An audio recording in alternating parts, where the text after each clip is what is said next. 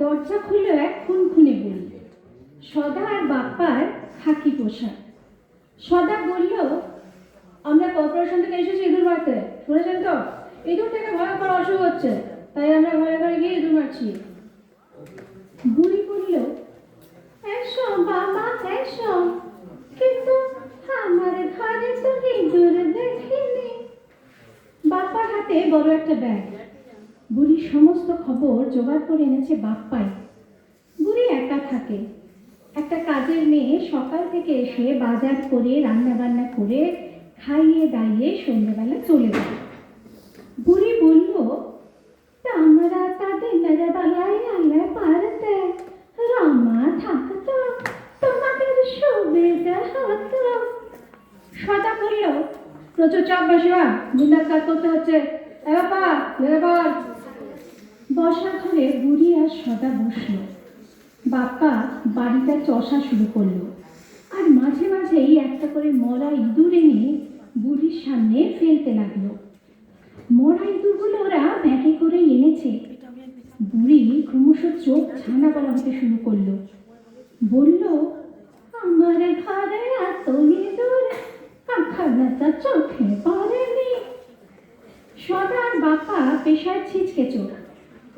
যেসব ঘরে বুড়ো বুড়ি একা থাকে সেসব ঘর ওদের টার্গেট। নানান বাহানায় ঘরে ঢুকে যা পায় হাতিয়ে নিয়ে চম্পট দেয়।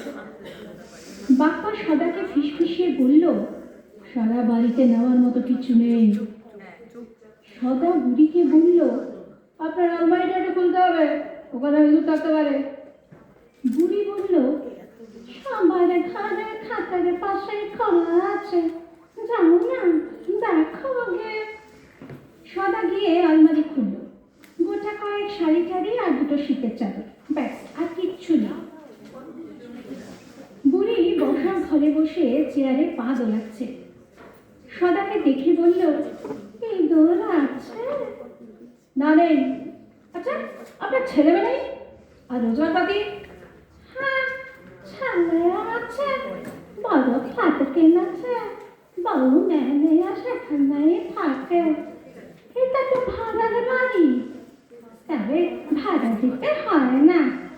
কিসব কোর্ট কাচারি হয়েছে, ছেলে বউ তো এ বাড়িতে আসে না বললেই চলে। রমা প্রত্যেক মাসে ছেলের কাছে যায়, ওর হাতে কিছু টাকা পাঠিয়ে দেয়, তাতেই আমার চলে। না, দারুণ ঠকা ঠকলো সবারা, পুরো খাটনি বেকার হলো। বাপ্পার মাথা গরম হয়ে গেছে।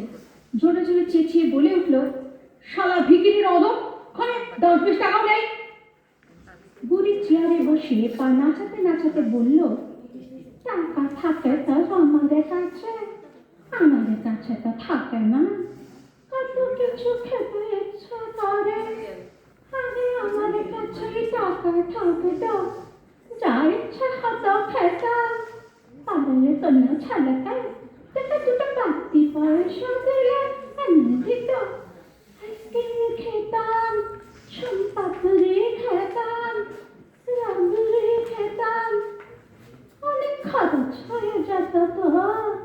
তাই ছেলে আমার হাতে আর টাকা দেয় না। কতদিন আইসক্রিম খাইনি, শোন না, একটা আইসক্রিম কিনে দে না রে, খেতে খুব ইচ্ছে করেছে। বয়স হলে মানুষের লোভ বাড়ে বোধহয়।